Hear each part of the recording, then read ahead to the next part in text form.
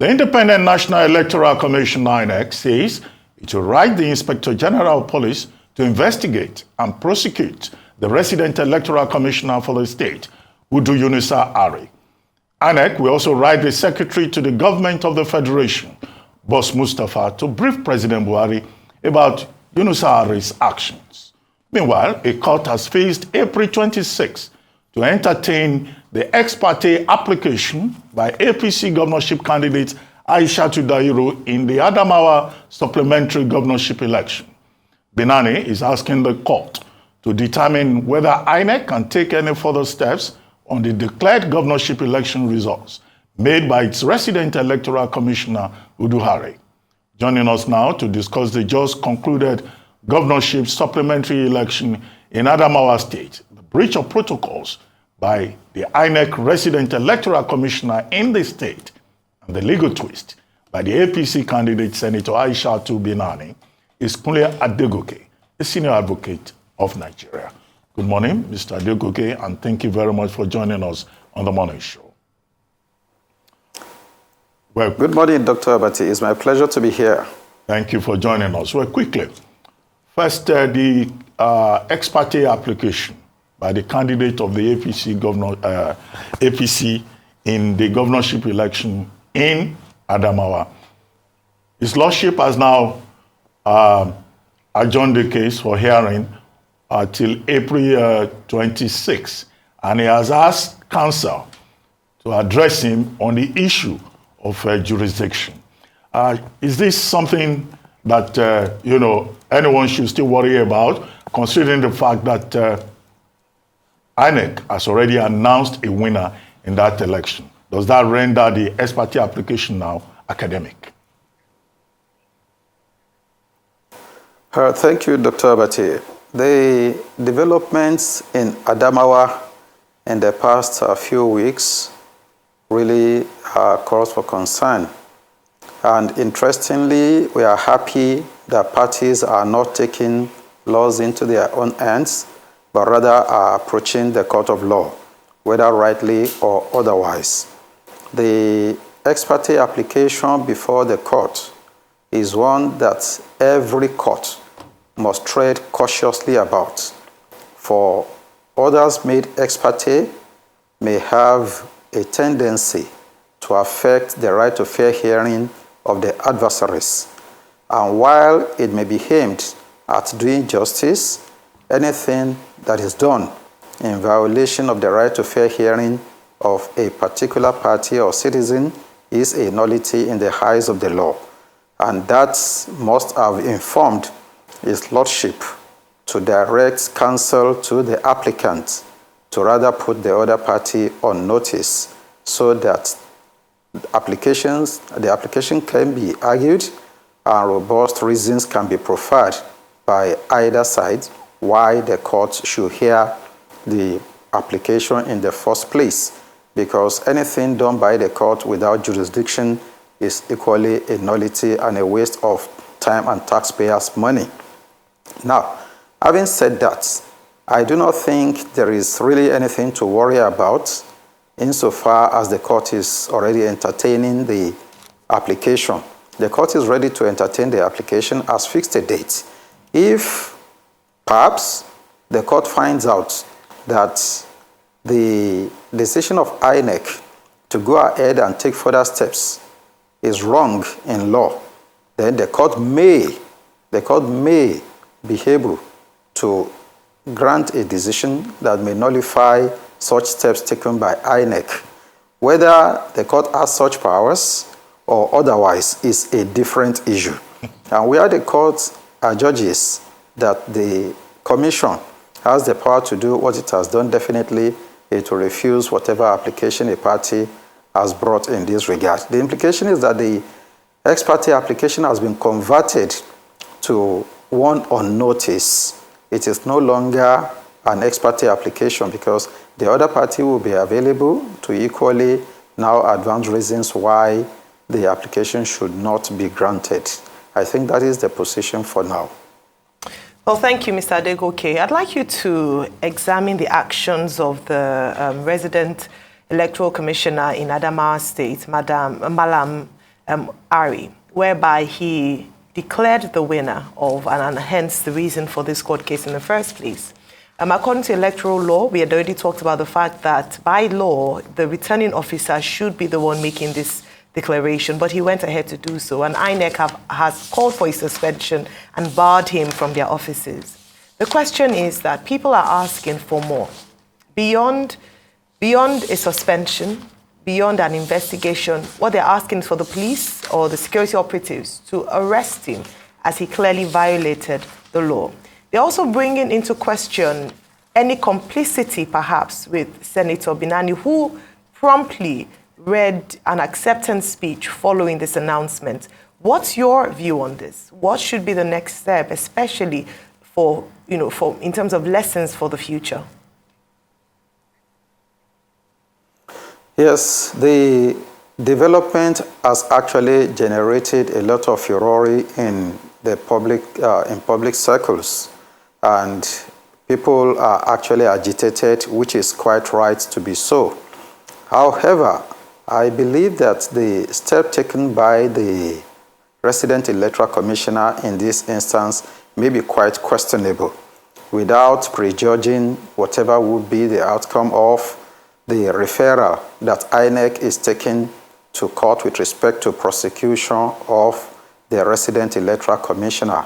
We all know that the returning officer is the one that has the power to declare results of an election and equally make a return of a winner of an election. If you look at Section 64(4) of the Electoral Act 2022, it empowers the returning officer to make such a declaration. And where he has made a declaration under Section 65 of the Electoral Act 2022, that declaration is said to be final, only subject to review by INEC within 7 days of such a declaration. The question here is now whether the declaration made by the resident electoral commissioner is statutorily correct as to make such a declaration to be final and the return that he has made to be final in law. It is an issue that is going to generate a lot of legal fireworks, and we await how that is going to really play out. But from the provisions of the Electoral Act, it is quite palpable that the declaration by the resident electoral commissioner in this instance may not stand on account of the fact that the person empowered is the returning officer. Well, the question may arise that who is the returning officer for this particular election? Because the Electoral Act doesn't seem to immediately define who the returning officer is. Yes, he has made his declaration to be final. But looking at the gamut of the Electoral Act together with the guidelines, we will see that by paragraph 77 and 78 of the regulations, guidelines, and manual for conduct of elections 2022, it is provided that it is the state collation officer that is the returning officer, is otherwise referred to as the returning officer, who has the power to make such a declaration and return of a winner of a governorship election. The election in this instance is a governorship election, and the implication is that it is the returning officer, the state collation officer, that has the power. Is there any difference then between the state collation officer, or otherwise referred to as returning officer, and the resident electoral commissioner? Looking at paragraph 78 and 79 of the guidelines, we will see that it is the duty of the collation officer, the state collation officer, who is otherwise referred to as the returning officer, to now hand over the electoral returning copy, the top copy of the results, EC8D, to the resident electoral commissioner. This means that there is a difference between the state collation officer, who is the returning officer, and the resident electoral commissioner. They are not one and the same. And this is where the declaration made by the resident electoral commissioner may be a matter of real agitation in the court of law. However, Senator Binani, if I were in our shoes, definitely I will take the advantage too. I will not declare my own declaration to be unconstitutional or illegal. And for her to have taken the step to say, yes, I have been declared winner of this particular election, and on that basis accepted it. She has thrown up a lot of legal questions, a lot of legal issues bordering on the constitutionality, the legality or otherwise of the declaration made by the resident electoral commissioner, and having accepted the declaration as the winner of that election, can INEC still go further to take any step to say further collation or a contrary declaration in this instance? Well, to the delight of lawyers, I think that is something that has brought some bread and butter on some tables. So I believe that the development may not necessarily suggest a kind of connivance between Senator Binani and the resident electoral commissioner, although there may be suspicions of such a thing. But ordinary suspicion will not be enough to establish culpability in law. So we will still leave that aspect to what the court may consider to be the right position on this. Okay, Mr. Adegoke, I find it, I'm not a lawyer, I'm just an ordinary journalist. And if INEC says that the person that they have given the right as a returning officer is Professor Mohammed Mele, and he's been given the authority to announce, to collate and get the tallied results, and then to announce it, not the resident electoral commissioner. That is what INEC has said. And all their procedures are pretty much law, because whatever they decide becomes law. It's seen that way because they're empowered by the Constitution to create their own rules and for it to be deemed as law. This is the same thing with IREV and with all the other procedures. Having said that, what is it with our lawyers that we seem to want to, and this is conversation amongst us who are just laymen, who are not learned people like yourselves, that why do lawyers want to make a big deal out of nothing? If the law, according to INEC, says a returning officer is the one that has the right to announce the collated and tallied results and to make it clear that this person has won, why do lawyers want to complicate things and not just be able to say to their clients that this is what the law says, follow the law and let it go? We don't need to go to court on this.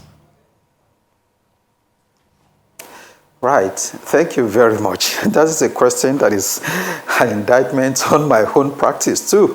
However, I must be honest enough to be able to answer the question. And what I would say is that, well, why is it possible for 2 or 3 journalists to report a single event from different perspectives? Well, I think it is naturally human somehow. And to a large extent, no provision of the law is categorically clear and resolvable until it is pronounced upon by the court. In fact, in actual fact, there are situations when we will advise our clients against taking a particular course of action, believing that the law does not support his interpretation. Yes, he's a layman, but his interpretation, the circumstances surrounding the interpretation, the provision that he is urging us to go to court upon. Yes, there have been situations that we have advised against taking certain matters to court, and the client will say, no, I want you to go to court. Well, once we are briefed, the law, and I know that Dr. Abati will testify in my support on this, is that when you are briefed by your client, it is what we call the cab rank rule. We must take the brief of that client. Yes, we are obliged to be honest, to be truthful, to appropriately guide our clients, to tell him the position of the law from our own understanding of the law. And that is why we write opinions for clients. Well, having given such an opinion that this is my own understanding and interpretation of the law, probably supporting it with some authorities, well, and the client says, no, please, I want you to agitate this. I feel cheated. The next thing that counsel will do is to take the matter to court. You may get to court and you discover that there will be some other developments that are not immediately revealing as at the time that you were taking the brief, as at the time you were filing the action, that the court will now interpret. For instance, when Governor Abubakar Audu died in 2015, just shortly before the declaration of results. A lot of interpretations was to the effect that the deputy was automatically entitled to succeed, to step into his shoes. I too initially had that feeling, and clients approached me, and I told the client that no, you cannot challenge this. The deputy will step into the shoes. A number of lawyers challenged me on that particular point, including Dr. Banere and many others, and we had a very robust discussion on this, and we discovered there had been an earlier decision of the Supreme Court, and the provisions of the Constitution did not seem to support my position. By the time we subjected it to critical reasoning, we discovered that I was actually wrong. And when we went to court, the court agreed with the interpretation placed upon the provisions of the Constitution in that regard. So a similar situation, when such situations now confront lawyers, we tend to be quite careful. Because when you have advised a client, no, don't go that way, you cannot succeed. And he approaches another lawyer who goes to court and is able to make a better case for him, and he wins, we say, look, that particular lawyer doesn't know anything, doesn't know jack. So we don't tend to just be rigid about it the way laymen out there will want us to do, just to say, no, this is the position of the law, forget about it. You may get to court and you discover that what you thought was correct was actually wrong when the court actually interprets it, because counsel from both sides will give their submissions, and the court will look at the submissions, looking at the positions of the law, not only the provisions of the Nigerian law, we even consider foreign decisions that might be, quite, of guidance to the court to come to the decision that this should be the proper interpretation. So it is not the fault of lawyers. It is rather that the provision of the Constitution or the law must be interpreted by the court. If we all, are ad idem, if we all are agreeable to the point that, okay, this is the position, this is not the position, then there will be no cases. I'm sure the court of law too will soon be disbanded, because nobody will, act contrary to the law. And that is what I think is actually happening here. So it's not the fault of lawyers. It is not the fault of the litigants too. Everybody wants to advance his own interests. And when there are conflicts of interests, it is the duty of the law court to resolve such disputes. So it is good that we are even going to court. It is good lawyers are not advising their clients to rather engage the Igbesu Boys, the OPC, or any other organization to resolve conflicts, but rather taking such matters to court and calling on judges to come and interpret the provisions of the law. So we should just be patient and believe that the law will take the normal and natural course. Many commentators on the 2023 electoral process are already making recommendations as to reforms. Yes, can you hear me? Hello, Mr. Adegoke, are you with me? Can you hear me? Okay, I understand we have Festus Okoye joining us, and he's in our studio in Abuja. Mr. Festus Okoye, thank you very much for joining the morning show. Welcome back from good morning. tour of duty in Kebbi, and in Adamawa. I saw that you were there in Adamawa yesterday. Well, could you take us through the main highlights from the INEC perspective of what transpired specifically in Adamawa, and your expectation, that's INEC's expectation, having now written to the IGP, Inspector General of Police, and also to the Secretary to the Government of the Federation to express INEC's concern with regard to the Resident Electoral Commissioner to the appointing authority, in this case, the President. Well, what happened in Adamawa was an aberration. This is because all the resident electoral commissioners serving in all the 36 states of the Federation and the Federal Capital Territory understand and know that they exercise delegated powers and delegated authorities by the Commission. And the commission in this instance is the chairman of the commission and the 12 national commissioners. Yes, it is one big family, and all of us work collaboratively, including the resident electoral commissioners, the administrative secretaries, and the electoral officers. And all of us know the remit of our responsibilities and powers. Now, if you look at Section 6, subsection 2 of the Electoral Act 2022, it makes it very clear that resident electoral commissioners are answerable to the commission. And what that means is that the commission can delegate any national commissioner to go and supervise or oversee what is going on in any state of the federation. Now, for the purposes of election, the chairman of the commission and the commission itself appoints collation and returning officers. And these collation officers and these returning officers are appointed in writing, and they know their powers and they know the limits of their responsibilities. And so what happened in Adamawa State was out of place, and the commission had to move and deal decisively with the situation because it was an aberration, and that was why we had to suspend a collation of results and then liaise with the returning officer who was specifically appointed to resume collation. And if you see what happened, or if you saw what happened yesterday, you can see that 10 collation officers from 10 of the remaining local governments came and presented the result of the supplementary election that was organized in the state in 20 of the local governments. 10 have been presented, remaining 10. So how a resident electoral commissioner will go out of his way and then assume the responsibilities of a returning officer when the returning officer was in Adamawa was out of place, and the commission just could not understand the audacity that informed what he did. And so we had to move in quickly to restore normalcy and restore order, and also make it clear to the people of Nigeria that what the resident electoral commissioner did was not within the confines of the law, was not within the ambit of our regulations and guidelines, and had no place whatsoever in any of our processes and procedures. All right, thank you very much, Mr. Okoye, for just giving us a snapshot of what happened in Adamawa State. Now, in terms of the Corporation of Security Operatives, I know that INEC has written to the IGP to investigate and prosecute Malam Uri. But what's been the response like?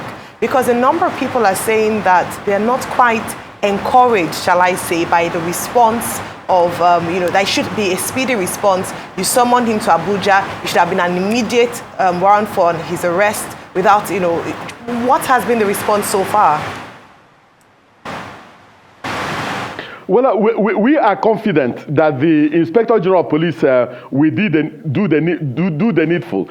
We've not had any challenge or any problem whatsoever from the Office of the Inspector General of Police, especially under the auspices of the Interagency Consultative Committee on Election Security. What happened is a big embarrassment to all of us, and we also could not understand how a Commissioner of Police who understood the responsibilities attached to the office of the returning officer and also that of the resident electoral commissioner should give a cover to a resident electoral commissioner who was on a mission to bring the electoral process to disrepute.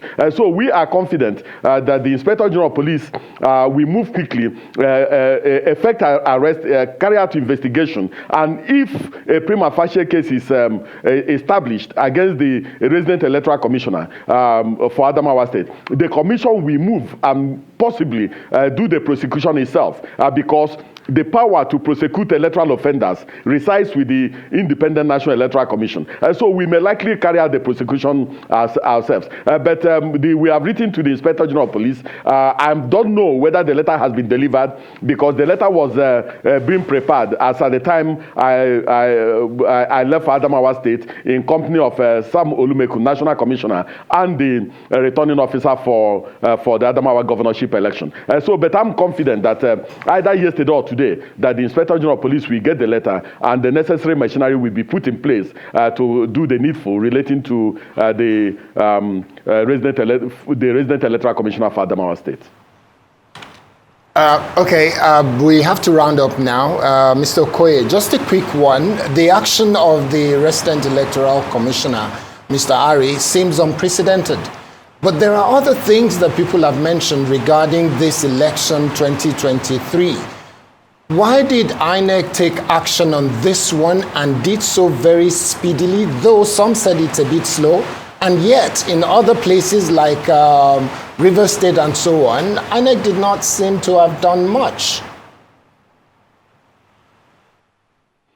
Well, you know, the electoral process is a whole gamut of its own. The Adamawa situation is a standalone situation. It relates to a supplementary election. You know that in a general election, the whole Nigeria is one big constituency. We conducted the presidential and national assembly election at the same time, and governorship and state assembly elections at the same time. But these ones are standalone, and these ones are easy to deal with. But I believe that at the end of all these processes, the commission will sit down as a commission and then carry out both internal and external review of the conduct of the 2023 general elections. And if there are critical lessons to be learned, those critical lessons will be imbibed. And if there are critical reforms to be carried out, those reforms will be carried out. Well, thank you very much, Mr. Festus Okoye, and welcome back. Let's, before we wrap it all up, go back to Mr. Adegoke, SAN. And just to ask you, I mean, people have been calling for reforms, and anxiety is also about the Presidential Election Petition Tribunal. Petitions have been filed, cross petitions have been filed. All of a sudden, nobody has had anything. And your colleague, your brother Silk Agbakoba, SAN, is saying, look, this matter can be resolved in 7 days instead of the courts taking their time. What would you say about this request for speed, for quick dispensation? Right. Thank you, Doctor. The call for speed is, yes, it's reasonable, but the point is it justifiable in the context of our electoral process? They say justice delayed is justice denied. And the same proverb goes the other way to say justice rushed is justice crushed. And when you look at an election petition, it's not something that somebody can do within a few days. In fact, it has never been done anywhere in the world that within 7 days, an election petition of this magnitude, it is not a ward chairman election. It is not a councillorship election that is limited to maybe one ward that you can say within 2-3 days. Well, there might be a kind of quietude in the populace right now with respect to the proceedings of the election tribunal as regards the presidency. Well, it's the law has stipulated time for each party to take a particular step. While the petitioner has 21 days to file his petition, the respondent also has 21 days to reply. I think we just exhausted our 21 days in replying, and then the petitioner will now reply to our response if there are new allegations that we have made. If this is not allowed, the petitioner will feel somewhat denied of the right to make appropriate responses. And that is when we now move to the pre-hearing stage, where parties can now exhaust if there are objections and what have you. All these procedures have been laid there. Yes, thereafter trial will begin. The petitioner in the governorship election will have 6 weeks within which to lead evidence. In the presidential election, he has 7 days within which, in fact, those 7 days, 7 weeks rather, 7 weeks. In fact, those 7 weeks may not be sufficient. However, we need speed. Before, we used to do election petitions for about 3 years, 3.5 years before the court will be able to adjudge who is actually the winner of the election. That called for serious outcry from all sensible human beings in the whole world. And that is why the Electoral Act was now reviewed and reformed. We now have a situation where the Electoral Tribunal must conclude its proceedings within 6 months, while the appellate courts will have 2 months each. With that, we've had a period that is less than what we used to have before. What I think we should do in this instance is that once we know that we are going to have minimum of about 10 to 11 months to complete the electoral process, I mean the electoral adjudication, then why don't we conduct the election at least a year before the date of handing over? If handing over will be May 29, then we now have the election about June the previous year. The tribunal would have had it 6 months. The Court of Appeal, the Supreme Court would have had their 2 months each and would have known the winner before the handing over dates, so that somebody doesn't get in there, take time, spend money, and benefit from a process that probably he will be adjudged to have illegally acquired. So I think that may be better for us to do than to say do it within 7 days, do it within 30 days. It is not possible. Okay, clear enough. The quantum of evidence required, the quantum of evidence required to be presented in an election petition is not something that can even be done within 2 months. Don't let us deceive ourselves. We may feel aggrieved with anything that has happened in the recent election, but that is should be left to the courts to actually judge. And any day, right? On that note, thank you very much, Mr. Kunle Adegoke, SAN, and thank you also, Mr. Festus Okoye. Welcome back from Adamawa and Kebbi.